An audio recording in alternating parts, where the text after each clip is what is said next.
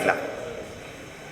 ಓಂ ನಾರಾಯಣಂ ಗುಣೈಃ ಸರ್ವೈರುದೀರ್ಣಂ ದೋಷವರ್ಜಿತಂ ಜ್ಞೇಯಂ ಗಮ್ಯಂ ಗುರುಂಶ್ಚಾಪಿ ನತ್ವಾ ಸೂತ್ರಾರ್ಥ ಉಚ್ಯತೆ. ಅದೇ ವಿಷಯ ಬಂದಿರೋದು ತತ್ವ ಸಮನ್ವಯ ಅದೇನೆ. ಸಮನ್ವಯ ಮಾಡಿಕೊಡ್ಬೇಕು. ಸಮನ್ವಯ ಮಾಡಿಕೊಡೋದು ಅಂದ್ರೇನು? ಉಪಜೀವ್ಯ ಉಪಜೀವಕ, ಉಪಜೀವಕ್ಕೆ ವಿರೋಧದಂತೆ ಉಪಜೀವಕನ ಅರ್ಥ ಮಾಡಬೇಕು. ಇವೆಲ್ಲ ತಿಳ್ಕೊಳ್ಳೋದು ಏನದು ಸಮನ್ವಯ. ಅದಕ್ಕೆ ಪ್ರಬಲ ದುರ್ಬಲ, ಪ್ರಬಲ ದುರ್ಬಲ, ಸಾವಕಾಶ ನಿರವಕಾಶ ಇವೆಲ್ಲ ತಿಳ್ಕೊಳ್ಳೋದಕ್ಕೆ ಏನಂತ ಕರೀತಾರೆ? ಸಮನ್ವಯ ಅಂತ. ಇವೆಲ್ಲ ಸೇರಿಬಿಡುತ್ತೆ. ಸಮನ್ವಯ ಶಬ್ದದಲ್ಲಿ ಏನೇನು ಸೇರುತ್ತೆ? ಇಷ್ಟು ಸೇರಿ ಹೋಗ್ಬಿಡುತ್ತೆ. ಒಬ್ಬನು ಉಪ್ಪು ಸರಿ ಇದೆ ಅಂತ ಒಬ್ರು ಕಡಿಮೆ ಅಂತ ಹೇಳಿದ, ಅವ ಸಮನ್ವಯ ಮಾಡಿದ ಏನಂತ? ಹೌದು, ಉಪ್ಪು ಸರಿ ಇದೆ, ಅವ್ರು ಸ್ವಲ್ಪ ಜಾಸ್ತಿ ತಿಂದಾರ ಆದ್ದರಿಂದ ಕಡಿಮೆ ಇದೆ ಗೊತ್ತಾ. ಇವ್ರ ಪ್ರಕಾರ ಸರಿ ಇದೆ, ಎರಡು ಸರಿ ಸಮನ್ವಯ ಆಯ್ತು. ಈಗ ಅದು ಸ್ವಲ್ಪ ಪಕ್ಕದಲ್ಲಿ ಹಾಕಿರ್ತೀವಿ, ಅದಕ್ಕೆ ಕಲಿಸ್ಕೊಡಿದ್ರೆ ಮುಗೀತು. ಅದಕ್ಕೆ ಹಾಕಿರೋದಾದ್ರಿಂದ ಸೇರಿಸ್ಕೊಳ್ಳಿ. ಅವ ಸಮಸ್ಯೆ ಬರಲಿಲ್ಲ. ಅವನು ಸುಳ್ಳಲ್ಲ ಅವನು ಹೇಳ್ತಿರೋದು, ಇಬ್ಬರು ಸರಿಯೇ ಹೇಳ್ತಿದ್ದಾರೆ. ಬಟ್ ಅವನ ಪ್ರಕಾರ ಏನಾಗಿದೆ? ಕಡಿಮೆ ಇದೆ ಅಷ್ಟೇ. ಅದರಿಂದ ಅದಕ್ಕೆ ಅಡ್ಜಸ್ಟ್ ಮಾಡ್ಕೊ, ಉಳಿದವ್ರಿಗೆ ಹಾಕಿ ಅವನು ತಿಂದ ಮಾಡಬೇಡ ಅಂತ ಅರ್ಥ. ತತ್ವ ಸಮನ್ವಯ, ಈ ಈಶ್ಚತ್ಯಧಿಕರಣ. ಈಗ ಪ್ರಶ್ನೆ ಶುರುವಾಯಿತು ನೋಡಿ. ಇದು ಇಲ್ಲಿಂದ ಹೊಸ ವಿಷಯಗಳು ಶುರು. ಈಗ ಈ ಸಮನ್ವಯ ಮಾಡೋದೆಲ್ಲ ಪ್ರಶ್ನೆ ಯಾವಾಗ ಬರುತ್ತೆ ಅಂದರೆ, ಬ್ರಹ್ಮ ವಾಚ್ಯನಾಗಿದ್ದರೆ, ಬ್ರಹ್ಮ ಎಲ್ಲ ಮೊದಲಿಗೆ ಹೇಳ್ತಾರೆ. ಮೊದಲು ಸೂತ್ರಕ್ಕಿಂತ ಮೊದಲು ಕೊಡೋದೆಲ್ಲ ಪೂರ್ವ ಪಕ್ಷ, ಸೂತ್ರ ಆದಮೇಲೆ ಬರೋದೆಲ್ಲ ಉತ್ತರ ಪಕ್ಷ. ಈ ಸೂತ್ರ ಓದಬೇಕಾದ್ರೆ ನೆನಪಿಟ್ಕೊಂಡ್ಬಿಡ್ಬೇಕು. ಸೂತ್ರಕ್ಕಿಂತ ಮೊದಲ ಭಾಗ ಇದೆ ಪಾರ್ಟ್ ಎ, ಆಮೇಲೆ ಉತ್ತರ ಭಾಗ ಇದೆ ಪಾರ್ಟ್ ಬಿ. ಇದು ಪೂರ್ವ ಪಕ್ಷದ ಸಿದ್ಧಾಂತ. ಒಮ್ಮೊಮ್ಮೆ ಚೇಂಜ್ ಆಗುತ್ತೆ, ಜನರಲ್ ಪಾಯಿಂಟ್ ಆಗಿರುತ್ತೆ. ಅದು ಪೂರ್ವಪಕ್ಷ ಸಿದ್ಧಾಂತ ಗುರುತಕ್ಕೆ ಒಂದು ಕುರುಡು ಗುರುತು ಅಷ್ಟೇ. ಅದನ್ನು ಅಲ್ಟಿಮೇಟ್ ಅಂತ ತಿಳ್ಕೊಬಾರ್ದು. ಪೂರ್ತಿ ವಿಸ್ತಾರ ಓದಿದ್ದಾರೆ ಅಂತ ಉಪಯೋಗ ಆಗುತ್ತೆ. ನಾನು ಯತ್ರ ಯಥೋ ವಾಚೋ ನಿವರ್ತಂತೆ ಅಪ್ರಾಪ್ಯ ಮನಸಾ ಸಹ ಅಶಬ್ದಮಸ್ಪರ್ಶ ರೂಪಮವ್ಯಯಂ ತಥಾರಸಂ ನಿತ್ಯಮಗಂಧವಚ್ಚಯತ್ ಅವಚನೇನೈವ ಪ್ರೋವಾಚ ಯದ್ವಾಚ ಅನಭ್ಯುದಿತಂ ತೇನ ಏನ ವಾಗಭ್ಯುದ್ಯತೆ ಯಶ್ರೋತ್ರೇಣ ನ ಶೃಣೋತಿ ಏನ ಶ್ರೋತ್ರಮಿದಂ ಶ್ರುತಂ ಇತ್ಯಾದಿಭಿ ನ ತಚ್ಛಬ್ದಗೋಚರಂ. ಇದಿಷ್ಟು ಕೂಡ ಪೂರ್ವಪಕ್ಷ. ನೋಡಿ, ದೇವ್ರ ಬಗ್ಗೆ ಪ್ರಮಾಣ ಕೊಡಲಿಕ್ಕೆ ಅಂತ ಹೇಳ್ತೀರಿ, ಸರಿಯೇ ಅಲ್ಲ. ಯಾರು ಗೊತ್ತಾ? ನಿಮ್ಮ ಬ್ರಹ್ಮ ಅವಾಚ್ಯ. ಅವನು ಅವಾಚ್ಯ ಅಂದ್ರೇನು? ಅವನ ಬಗ್ಗೆ ಹೇಳೋಕ್ಕೆ ಮಾತುಗಳೇ ಇಲ್ಲ. ಅವನು ಬಿಯಾಂಡ್ ವರ್ಡ್ಸ್. ಇನ್ನೂ ಹೇಳ್ಬೇಕಾದ್ರೆ ಬಿಯಾಂಡ್ ವರ್ಡ್ಸ್ ಆದಮೇಲೆ ಅವನ ಬಗ್ಗೆ ಹೇಳಿ ಏನು ಉಪಯೋಗ? ಸಮನ್ವಯ ಮಾಡೋದೇನು ಬಂತು? ಜಿಜ್ಞಾಸೆ ಮಾಡೋದೇನು ಬಂತು? ಇಷ್ಟೊತ್ತು ನಾಲ್ಕು ಕೂಡ ಉಪಯೋಗ ಬರೋದಿಲ್ಲ ಅಂತ ಹೇಳ್ತಾರೆ. ಹಾಗಲ್ಲ. ಅದಕ್ಕೆ ನೀವು ಹೇಳಿದ್ರೆ ಉಪಜೀವ ಬೇಕು ಅಂತ ಅದನ್ನೇ ಹೇಳ್ತಿದ್ದೀವಿ ಅಂತಾನೆ. ಉಪಜೀವ ಪ್ರಮಾಣ ಕೊಡ್ತೀವಿ ನೋಡಿ. ಯಥೋ ವಾಚೋ ನಿವರ್ತಂತೆ ಅಪ್ರಾಪ್ಯ ಮನಸಾ ಸಹ. ದೇವರು ಎಂಥವನು ಅಂದರೆ ಎಲ್ಲ ಮಾತುಗಳು ವಾಪಸ್ ಬರುತ್ತೆ, ಮನಸ್ಸಲ್ಲಿ ರೀಚ್ ಆಗೋದಿಲ್ಲ. ಬಿಯಾಂಡ್ ಇಮ್ಯಾಜಿನೇಷನ್, ಬಿಯಾಂಡ್ ವರ್ಡ್ಸ್ ಅಂಥವ್ರ ಬಗ್ಗೆ ಏನು ಲೆಕ್ಚರ್ ಹಿಡಿಯೋದು ನೀವೀಗ ಅಂತ ಕೇಳ್ತಾನೆ. ಅದು ನಿಮ್ಮ ಪ್ರಮಾಣನೇ ಕೊಟ್ಟಿವಿ ಅಂತ ಹೇಳ್ತಾನೆ. ಮತ್ತೆ ಅಶಬ್ದಂ, ದೇವರ ಅಶಬ್ದ ಅಂದ್ರೇನು? ಶಬ್ದ ವಾಚ್ಯನಲ್ಲ. ಅಸ್ಪರ್ಶ, ಮುಟ್ಟೋಡೋದಕ್ಕೆ ಹೊರಟ್ರೆ ಮುಟ್ಟೋದಕ್ಕೂ ಬರೋದು. ಇದು ವಾಗೇಂದ್ರಿಯ, ಇದು ಸ್ಪರ್ಶೇಂದ್ರಿಯ. ಅರೂಪಂ, ಕಣ್ಣಿಗೆ ಕಾಣಿಸೋದಿಲ್ಲ. ಅವ್ಯಯ, ನಾಶಾದಿಗಳು ಹೊಂದೋದಿಲ್ಲ. ತಥ ಅರಸ, ಜಿಹ್ವೇಂದ್ರಿಯಕ್ಕೂ ಇಲ್ಲ. ರುಚಿ ನೋಡೋಕ್ಕೆ ಬರ, ಸಾಲಿಗ್ರಾಮ ರುಚಿ ನೋಡಿದ್ರೆ ಗೊತ್ತಾಗುತ್ತಾ? ಇಲ್ಲ.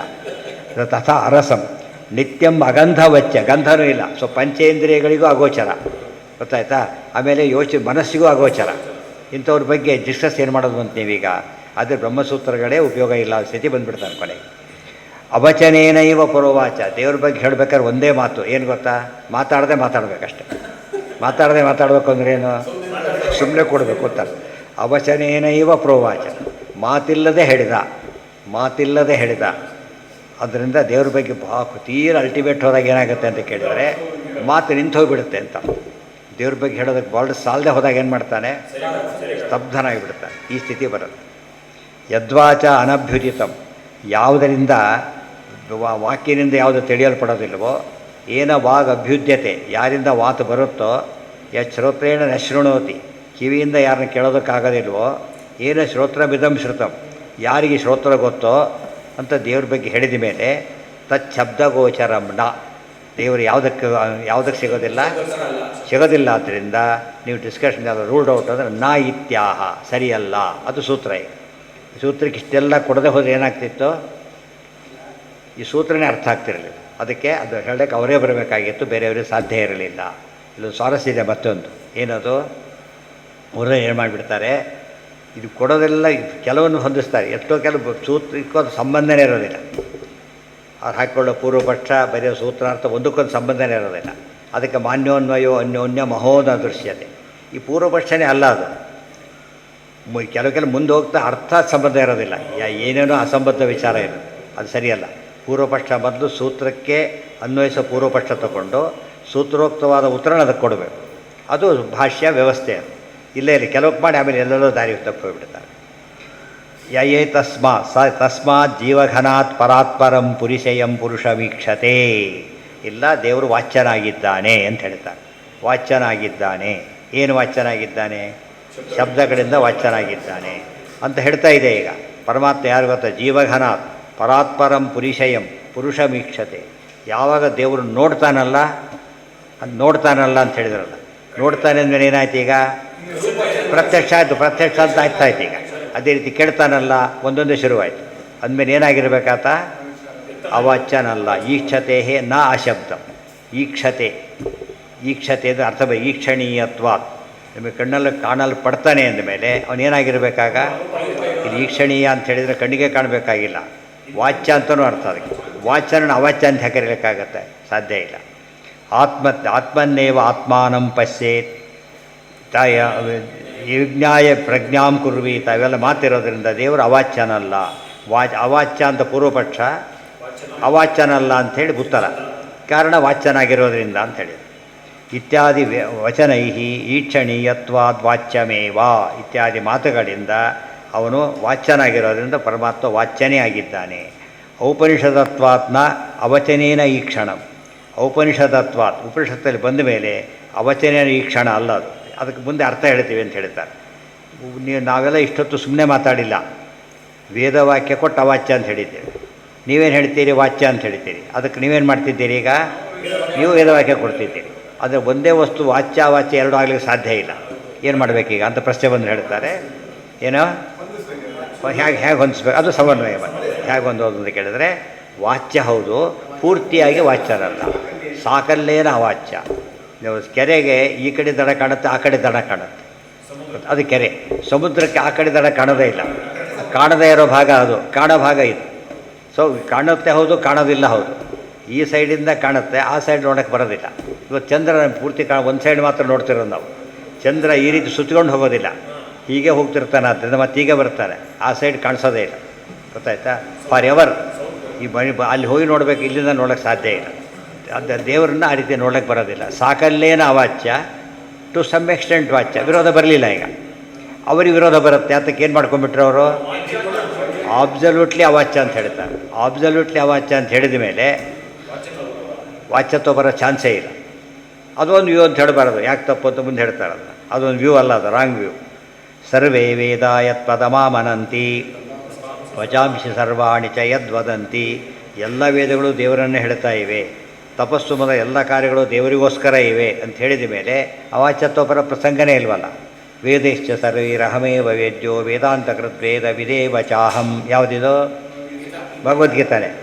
ಇತ್ಯಾದಿ ಶ್ರುತಿ ಸ್ಮೃತಿಭ್ಯಶ್ಚ. ಇವೆಲ್ಲ ಶ್ರುತಿಗಳು, ಇದು ಸ್ಮೃತಿ. ಮತ್ತು ಅವಾಚ್ಯತ್ವಾದಿಕಂ ತು ಅಪ್ರಸಿದ್ಧತ್ವ. ಮತ್ತು ಯಾಕೆ ಹೇಳ್ತಾರೆ ಅಂದರೆ ಪೂರ್ತಿ ಹೇಳೋಕ್ಕೆ ಸಾಧ್ಯ ಇಲ್ಲ ಅಂತ ಅರ್ಥದಲ್ಲಿ ಹೇಳ್ತಾರೆ ಹೊರತು ಏನಲ್ಲ ಅದು ಆಬ್ಸಲ್ಯೂಟ್ಲಿ ಅವಾಚ್ಯ ಅಲ್ಲ, ಆಬ್ಸಲ್ಯೂಟ್ಲಿ ವಾಚ್ಯನೂ ಅಲ್ಲ. ಸೊ ನಮ್ಮ ಯೋಗ್ಯತೆ ತಕ್ಕಷ್ಟು ವಾಚ್ಯ, ಅದರಂತೆ ಇಲ್ಲ. ಉಳಿದು ಯಾವ ಪದನೂ ಪೂರ್ತಿ ಹೇಳೋಕ್ಕೆ ಸಾಧ್ಯನೇ ಇಲ್ಲ ಅಂತ ಅರ್ಥನೇ ಹೊರತು ಏನಾಗಲಿಲ್ಲ ಅದು ದೇವರ ಆನಂದಪೂರ್ಣ. ಎಷ್ಟು ಆನಂದ! ಆ ಯೂನಿಟ್ ಕೊಂಡೋಗಿ ಬರೋದೇ ಇಲ್ಲ ನಮಗೆ. ಎಲ್ಲ ಯೂನಿಟನ್ನು ಮೇಲಿರೋದು ಏನು ಮಾಡುತ್ತಾಗ? ಹೌದು, ಆಕಾಶಕ್ಕೆ ರೂಫ್ ಹಾಕ್ಲಿಕ್ಕೆ ಸಾಧ್ಯನಾ? ಆ ಥರ ವೇದ ಈ ಪದ ಉಪಯೋಗಿಸೋಕ್ಕೆ ಬರಲಿಲ್ಲ ಅವರಿಗೆ. ವಾಚ್ಯ ಸಾಕಲ್ಲೇನ ವಾಚ್ಯ ಅಂತ ಹೊಂದಿಸ್ಲಿಕ್ಕೆ ಬರಲಿಲ್ಲ. ಇದು ಸಮಸ್ಯೆ ಆಯಿತು ಅವರಿಗೆ. ಆಚಾರ್ಯ ಹೊಂದಿಸಿದರು, ಏನು ಸಮಸ್ಯೆ ಇಲ್ಲ. ಲೋಕದಲ್ಲಿ ಆಕಾಶ ಕಾಣೋದು ಹೌದು, ಕಾಣದೇ ಇರೋದು ಹೌದು. ನಾವು ಅನುಭವಕ್ಕೆ ಏರ್ಪಡಿಸ ಅಷ್ಟೇ ಆಕಾಶ ಇಲ್ಲ, ಭಾರಿ ದೊಡ್ಡದು ಆಕಾಶ. ಆದರೆ ನಮಗೆ ಸ್ವಲ್ಪ ಅದು ಎಕ್ಸ್ಪೀರಿಯನ್ಸ್ ಬರೋದು ನಿಜ. ಆ ಅರ್ಥದಲ್ಲಿ ತಿಳ್ಕೊಂಡು ಯಾವ ಸಮಸ್ಯೆನೂ ಬರೋದೇ ಇಲ್ಲ. ನತದಿ ಇತ್ಯಾದಿ ಶ್ರುತಿಸ್ಮೃತಿಭ್ಯಶ್ಚ ಅವಾಚ್ಯತ್ವಾದಿಕಂ ಅದು ಆಚಾರ್ಯ ಸಮನ್ವಯ ಮಾಡಿದ್ದಲ್ಲ, ಅದು ವೇದವ್ಯಾಸ ದೇವರೇ ಮಾಡಿದರು. ಅರ್ಥ ಆಗಲಿಲ್ಲ, ಅದರ ಆಚಾರ್ಯ ಅರ್ಥ ತಿಳಿಸ್ಕೊಟ್ರು. ಅವ್ರ ಮಾತನ್ನು ಅಪಾರ್ಥ ಮಾಡ್ಲಿಕ್ಕೆ ಕೊಟ್ಟಿದ್ದರು, ಅದಲ್ಲ. ನ ತದೀದುರ್ಗಿತಿ ಈ ಜ್ಞೇಯಂ ನವಾಚ್ಯಂ ನ ಚ ತರ್ಕ್ಯತೆ. ದೇವ್ರ ಬಗ್ಗೆ ಹೇಳಿದರು, ಇಷ್ಟೇ ಅಂತ ತಿಳ್ಕೊಂಬಿಡ್ಬೇಡ ಅಂತ ಹೇಳಿದರು. ದೇವ್ರ ಬಗ್ಗೆ ತುಂಬ ಹೊತ್ತು ಹೇಳಿಬಿಟ್ಟು ಇಷ್ಟೇ ಅಲ್ಲ ದೇವ್ರು ಮತ್ತೆ ಹೇಳಿದ ತಪ್ಪಲ್ಲ, ಬಟ್ ಏನಲ್ಲ, ಫುಲ್ ಅಲ್ಲ. ಇವತ್ತು ಎಲ್ಲ ವಿದ್ಯೆನೂ ಅಷ್ಟೇ, ಸಾಮಾನ್ಯ ಎಲ್ಲ ವಿದ್ಯೆಗಳು ಅಷ್ಟೇ. ಆದರೆ ದೇವ್ರ ಬಗ್ಗೆ ಆಬ್ಸಲ್ಯೂಟ್ ಸೆನ್ಸಲ್ಲಿ ಬೇರೆದು ರಿಲೇಟಿವ್ ಸೆನ್ಸ್ನಲ್ಲಿ ಯಾವ ಡಾಕ್ಟ್ರು ಟೋಟಲಿ ಡಾಕ್ಟ್ರ್ ಅಂತ ಹೇಳ್ಕೊಂಬಂದಿಲ್ಲ. ಇನ್ನೂ ಅಪ್ಡೇಟ್ ಆಗ್ತಾನೇ ಇರಬೇಕಾಗತ್ತೆ, ಎಂಡ್ ಇಲ್ಲ ಅದಕ್ಕೆ. ಆದರೆ ವೇದಾಂತಕ್ಕೆ ಮಾತ್ರ ಯಾವ ಕಾಲಕ್ಕೂ ಇಲ್ಲ. ಅರ್ಥ ಆಯ್ತಾ? ಯಾವ ಕಾಲಕ್ಕಾದ್ರೂ ಬರ್ಬೋದು, ಯಾವ ಕಾಲಕ್ಕೂ ಬರೋ ಚಾನ್ಸೇ ಇಲ್ಲ. ಅಷ್ಟು ಅವಾಚ್ಯನಾಗಿದ್ದಾನೆ. ಪೂರ್ತಿ ತಿಳಿಯೋಕ್ಕಾಗೋದಿಲ್ಲ. ಅದಕ್ಕೊಂದು ಪದ್ಧತಿ ಇದೆ. ಏನಂತ? ಪಶ್ಯಂತೋಪಿ ನ ಪಶ್ಯಂತಿ ಮೇರೋ ರೂಪಂ ವಿಪಸ್ಥಿತ ಇತಿ. ಕೆಲವು ಪದಾರ್ಥ ಕಂಡರೂ ಕಾಣೋದಿಲ್ಲ ಅಂತೀವಲ್ಲ, ಹಾಗೆ ಅಪ್ರಸಿದ್ಧೇರವಾಚ್ಯಂ ತತ್ ವಾಚ್ಯಂ ಸರ್ವಾಗಮೋಕ್ತಿತಃ. ಎಲ್ಲ ಆಗಮಗಳು ಹೇಳ್ತಾ ಇರೋದರಿಂದ ವಾಚ್ಯ ಹೌದು, ಪೂರ್ತಿ ಹೇಳಿಲ್ಲ ಆದ್ದರಿಂದ ಅವಾಚ್ಯನೂ ಹೌದು. ಇದರಲ್ಲಿ ಯಾವ ವಿರೋಧನೂ ಬರಲೇ ಇಲ್ಲ.